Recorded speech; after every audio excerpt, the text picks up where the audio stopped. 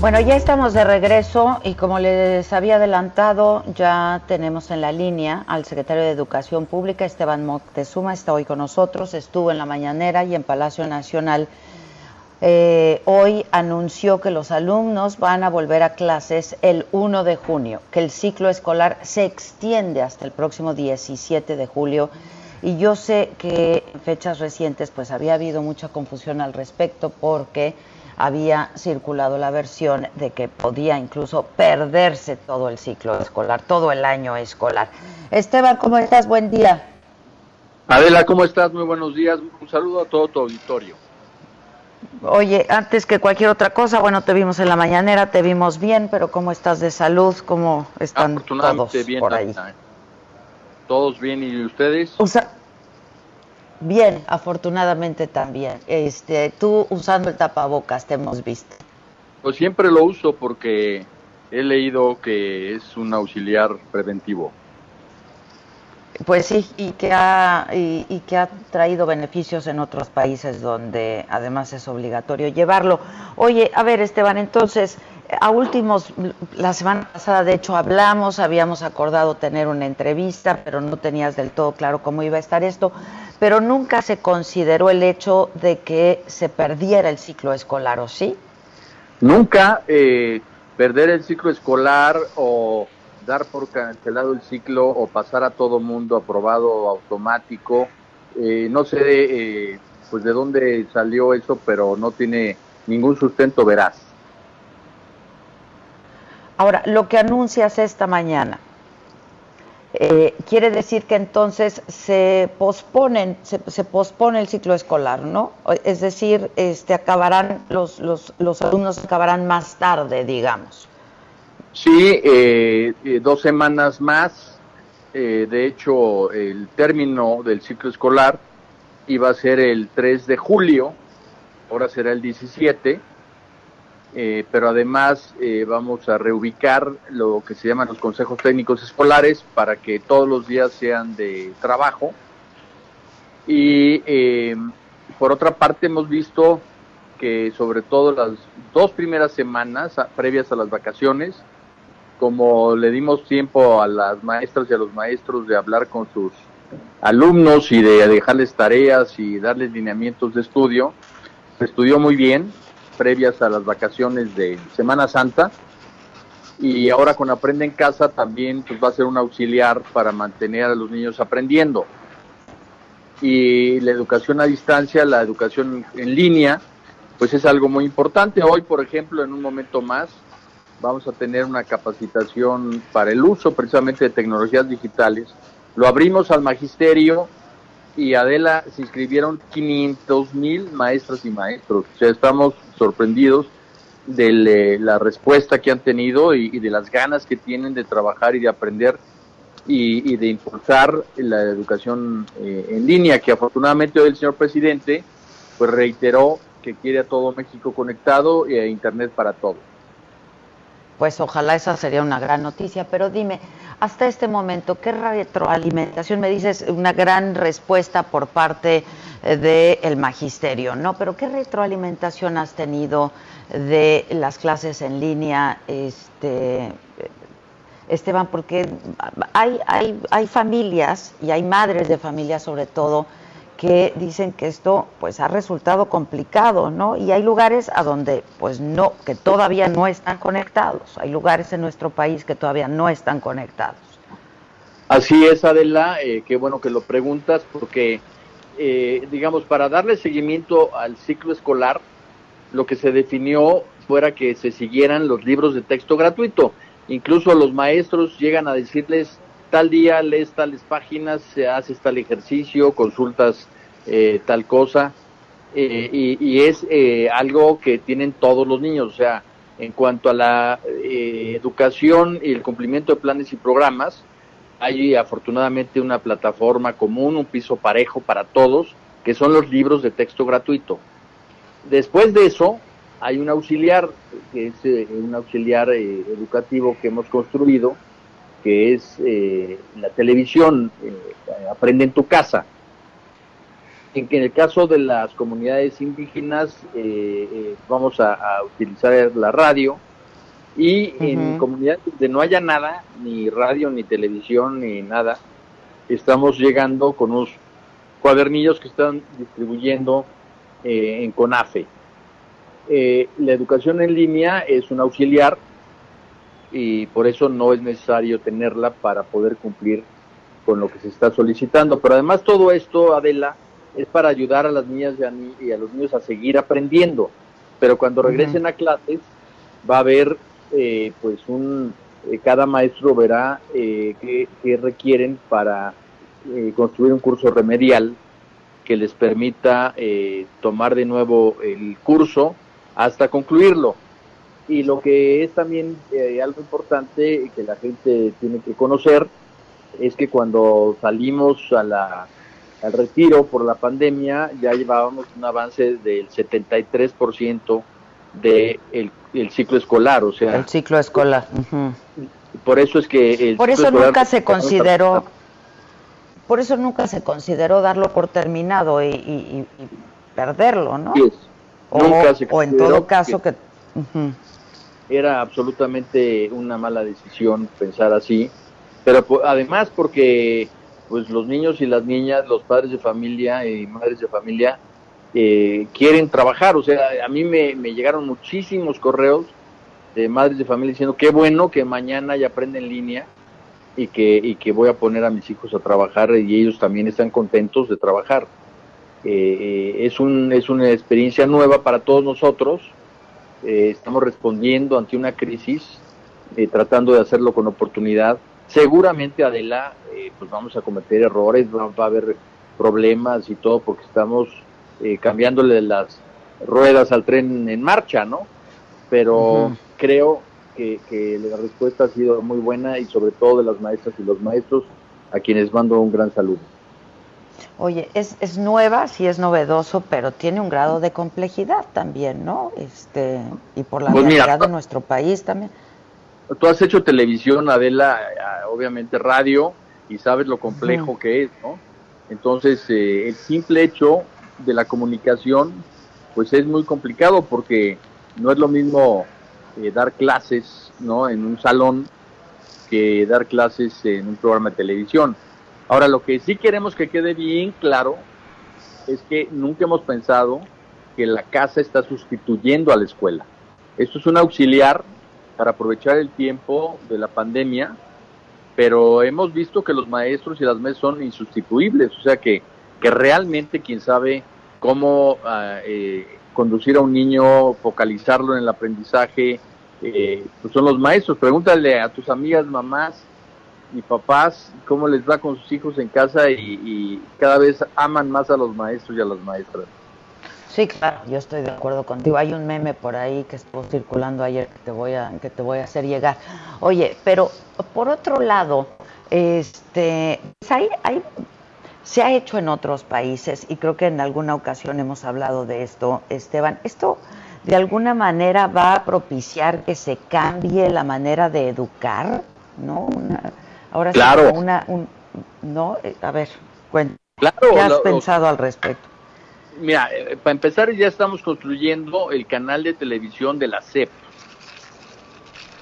Entonces, imagínate nada más el poder que tiene que pongas tú los cursos que se dan en clases en la televisión para niñas y niños que tengan un rezago y que puedan tener un material extra, para maestras y maestros que sepan que va a darse tal o cual película, tal o cual video, y que le digan a sus niños, oye, por cierto, hay que ver esto en la televisión de la SEP.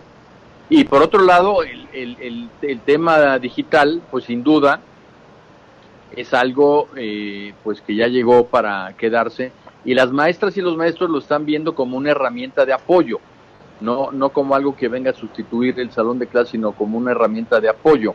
Y este es el futuro de la educación.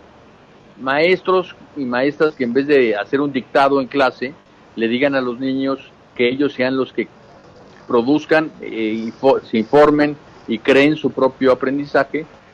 Y entonces esa famosa frase de que ahorita lo que hay que hacer es aprender a aprender más que enseñar. pero los maestros van a tener un espacio muy importante porque son los que crean el ambiente propicio para que esto se dé. Ahora, esto está siendo complicado, también, Esteban, porque pues hay madres que no tienen solo un hijo, hay madres que tienen varios hijos, ¿no? Y entonces esto de el aprendizaje en línea y entregar tareas y etcétera, etcétera, les está complicando. Te lo estoy diciendo porque me están llegando un montón de mensajes. Yo le anuncié al auditorio que tú estarías con nosotros esta mañana y que si tenían dudas, pues las hicieran llegar. Se ven no solamente desesperadas, pero también imposibilitadas, ¿no? Porque pues no están pudiendo, pues. Sí, mira, aquí hay un tema muy importante y es que todos estamos aprendiendo. Las mamás y los papás en casa están aprendiendo, los niños quizás sean los más resilientes y los que más rápido asimilen todo, y en la propia Secretaría se está aprendiendo.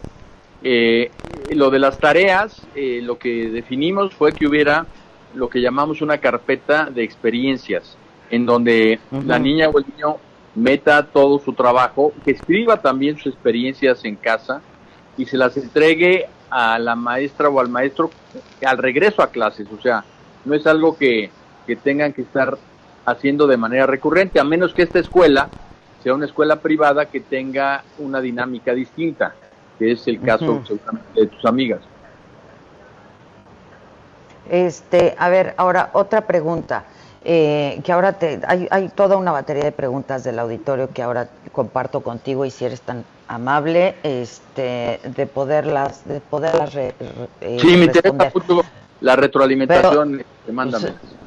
Pero dime algo, ¿no fue demasiado aventurado justo hoy que anuncian que entramos en una fase 3, que vamos, ya estábamos transitando desde antes, a la que ya estábamos transitando, si es que no la estábamos ya viviendo, anunciar una fecha de regreso a clases, Esteban? Mira, ese tema es un tema que está perfectamente bien definido en la ley, y es que cuando hay una epidemia, cuando hay una razón de salud pública, hay un consejo que se llama el Consejo de Salubridad General, que es la autoridad máxima en el país. Ahorita, imagínate que el Consejo de Salubridad General es como una Cámara de Diputados, o sea que es lo que dicta, lo que regula, se tiene que acatar. Y ese consejo es el que dictó la fecha, no es la SEP. Yeah. Y entonces, obviamente... Pero es flexible, supongo. Sí, claro. En última instancia. Si la gente se porta bien y sigue en su casa y la curva se sigue achatando, pues entonces vamos a continuar mejorando. Pero si la gente empieza a relajarse y empieza a crecer el contagio, pues entonces la fecha no se va a cumplir. ¿Te acuerdas que en varias ocasiones el doctor López-Gatell dice sí y solo sí se mantiene la disciplina, sí y solo sí la gente se queda en casa, sí y solo sí? Lo he repetido mucho tiempo, porque lo que suceda de aquí al último día de mayo depende en parte pues de la conducta de todos nosotros como sociedad. Ahora, tú hablaste, a propósito de ello, de algunos municipios que sí podrían regresar a clases antes, iniciar, ¿no? Volver a clases antes del 1 de junio. Sí, el Consejo de Salubridad General definió 979 municipios que están libres de contagio, que están rodeados, por decirlo así, de municipios que están en color amarillo, o sea que el contagio es bajo, de fase 1, y si esos municipios se mantienen así, entonces podrían abrirse ahí las actividades tanto comerciales como educativas el 17 de mayo. Pero si siguen así, si por alguna razón el municipio colindante pasa de amarillo a rojo, entonces ya no se abriría. Si ese mismo... Exacto, esto justo te quería preguntar, porque tú y yo conocemos la realidad también, pues de estos niños que van a las escuelas en determinados municipios, que tienen que ir de un municipio a otro, ¿no? Para poder ir a sus clases. Sí, digamos, si lees tú el resolutivo del Consejo de Salubridad dice que los municipios que se van a liberar de la distancia social serán aquellos que en la fecha del 18 de mayo estén libres de contagio, o sea, los van a estar monitoreando para ver si continúan libres de contagio o si otros municipios, digamos, si un municipio que está en amarillo pasa a verde, también podría convertirse en un municipio candidato a abrirse a las actividades. Uh-huh. Ahora, déjame hacerte preguntas. Dicen, ¿las escuelas particulares van a regresar a clases cuando la Secretaría lo disponga? Sí, el calendario escolar es normativo para todo el sector educativo en educación básica y las escuelas particulares deben de acatarlo. Otra pregunta, dice, ¿los exámenes que tienen que presentar niños de secundaria y prepa o bachiller tendrán la misma fecha o cambia? Mira, hasta el momento, como esta convocatoria se hizo antes, si en las fechas publicadas ya se levantó la restricción de distancia social, continuarán, y si no, se darán nuevas fechas, pero es algo en lo que estamos atentos. Es de lo primero que vamos a definir para que se puedan presentar esos exámenes de Comipems. Ya, otra vez son fechas pues que tendrán que ser flexibles y que podrán moverse en todo caso, ¿no? Sí, están sujetas a la pandemia. Desafortunadamente, Adela, pues la pandemia no tiene palabra. Ahora, dice, buenos días, mi pregunta para el secretario de Educación es, ¿en qué fecha se hará el examen para ingreso a secundaria? Es decir, los niños que pasan de primaria a secundaria. Todo lo relativo a calendario escolar lo vamos a publicar para que todo el mundo tenga las fechas propuestas y no quisiera adelantarte nada para estar de acuerdo en todo el sector. Ok, ahora otra pregunta muy recurrente, ¿qué pasa con los niños que no tienen internet y computadora en su casa? No pasa nada, que estudien en sus libros de texto, que estudien en Aprende en Casa, en 11 niñas y niños y en TV Educativa, que estudien, está publicado en todos lados los grados y los canales donde se puede acceder a las clases en línea o en televisión. Fíjate, también pues muchas madres de familia dicen, las mujeres que tenemos que salir a trabajar y que la opción era dejar a los niños a la escuela para poder ir a trabajar. ¿Qué vamos a hacer? Pues es lo que en buena medida estamos pasando todos, ¿no? Pues sí, desafortunadamente. Hay que ir buscando opciones. Uh-huh. Desafortunadamente el problema es tan serio a nivel mundial, Adela, y hablando con tu auditorio, que yo nunca me imaginé que el precio del petróleo llegase a ser negativo, uh-huh. ¿no? O sea, ahorita si quieres vender petróleo te dicen, pues mira, te lo guardo y me pagas por guardártelo, sí, ¿no? Exacto. Uh-huh. Y eso es resultado de la pandemia, o sea, a ese grado llegó en el mundo ya la parálisis, y obviamente a todos nos ha trastocado la vida, la rutina, la economía. Hay muchos problemas y tenemos que estar muy unidos para salir de esto adelante, pero ahí están enfrente y nadie los puede negar. A ver, esta otra pregunta, dice Adela, FIMPES y ANUES le reportaron a la SEP que las clases terminarán en línea y no piensan regresar aunque la SEP diga lo contrario. ¿Es correcto? Mira, hay una propuesta de las universidades de concluir el ciclo escolar, porque ya concluía, o sea, no se están adelantando a nada, pero hacer los exámenes en línea. Y esos exámenes los pueden hacer, incluso están viendo cómo y en dónde, para quien no tenga acceso. Las universidades, como tú recuerdas, en su mayoría de las son autónomas. Uh-huh. Entonces pueden tomar esas decisiones y manejar eso, aunque estamos en perfecta coordinación con ellos, estamos en coordinación con ANUYES, y lo que determinen seguramente lo harán después de escucharnos siempre, porque una de las virtudes que tiene este momento en el país es que el sector educativo se ha mantenido muy unido. Yo he tenido reuniones con los secretarios de educación de todos los estados 4 veces ya, desde que se hizo el distanciamiento social, obviamente virtualmente, pero estamos todos trabajando muy unidos en favor de las niñas, los niños, los jóvenes. ¿Qué has aprendido de esto y qué tenemos que hacer a partir de esto para después, Esteban, en términos de educación en este país? Mira, en términos de educación, Adela, el COVID-19 ha mostrado lo que tú has mencionado varias veces ya en la entrevista, la enorme desigualdad y las diferencias en oportunidades que hay en el país. Entonces, una primerísima lección es que el tema de la equidad es algo sobre lo que tenemos que trabajar muchísimo y apoyar más a las escuelas y a los niños que requieren de una mejor educación. 2, sin duda, es que la higiene y la limpieza no son adornos, no son buenas costumbres, son cuestiones vitales. Entonces que tenemos que tener en las escuelas toda una disciplina de higiene escolar, de limpieza, porque es muy común que una niña tenga calentura y la mamá diga, pues no tengo con quién dejarla y la meta a la escuela, ¿no? Y contagia a todo el mundo. Y los que sufren son los abuelos luego, que son los que se mueren de pulmonía o de influenza. En este caso, pues es de coronavirus.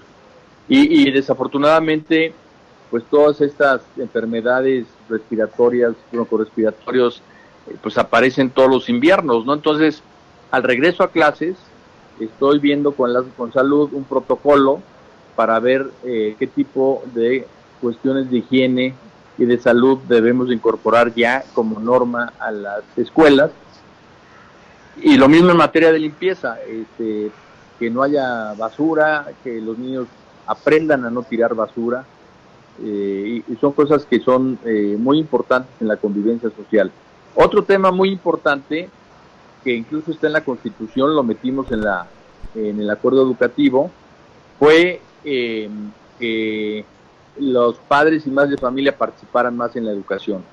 Esta encerrona obligatoria de apoyo a los niños en sus tareas, todo esto está acercando mucho más a padres y madres de familia a la escuela, y eso es algo que tenemos que mantener.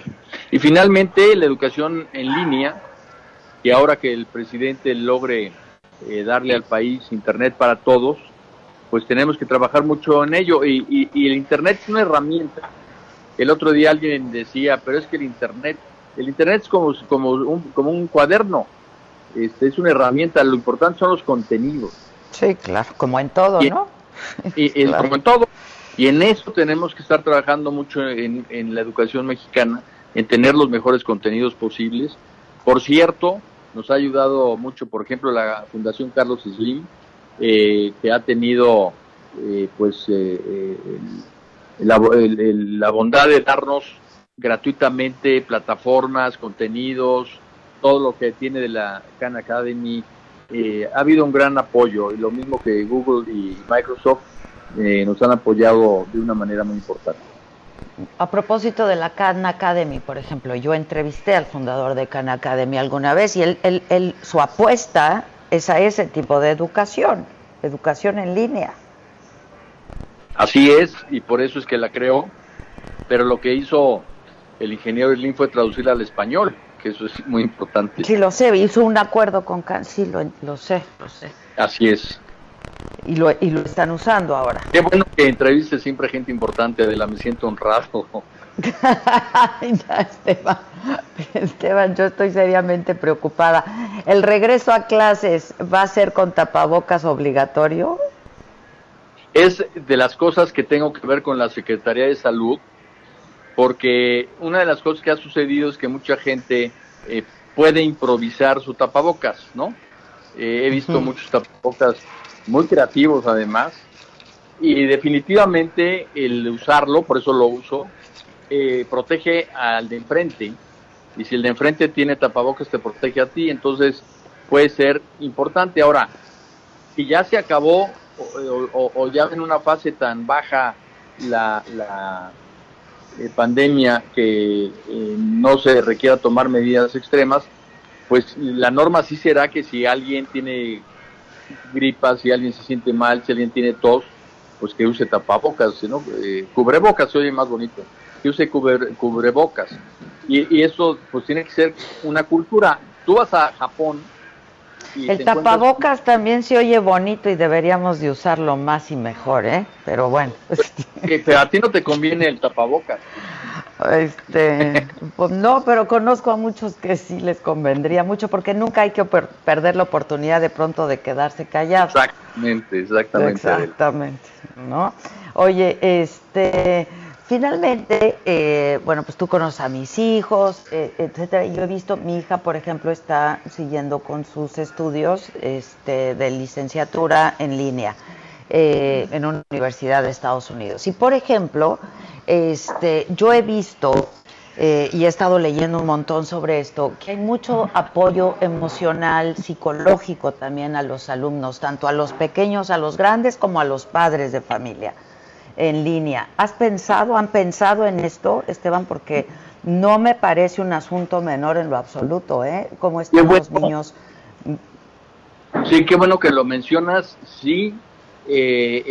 Todo el tema socioemocional es algo que estamos viendo, incluso con las universidades ya tenemos líneas telefónicas para que cualquier persona que requiera apoyo socioemocional van a tener el apoyo de psicólogos y eso ya está en marcha y sin duda parte de la capacitación magisterial que haremos antes de volver a abrir es el tema socioemocional. Y en línea, una especie de preguntas y respuestas, o sea, que den contención a la familia y a los integrantes de las familias de cualquier edad.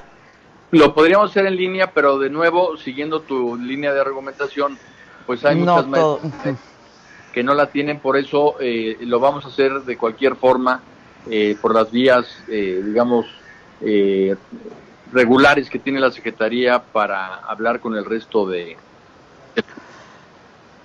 Pues dicen que las crisis son una oportunidad, Esteban. La verdad es muy doloroso por lo que estamos atravesando. Muy fuerte. Muy fuerte, pero pues ojalá también sea una oportunidad para replantear un montón de cosas en términos de educación en este país. Tú hablabas hoy de que hasta de la panza hablabas y la verdad es que este país ocupa el lugar número 1 en obesidad infantil, ¿no? Así es, Adela. Oye, me tengo que ir.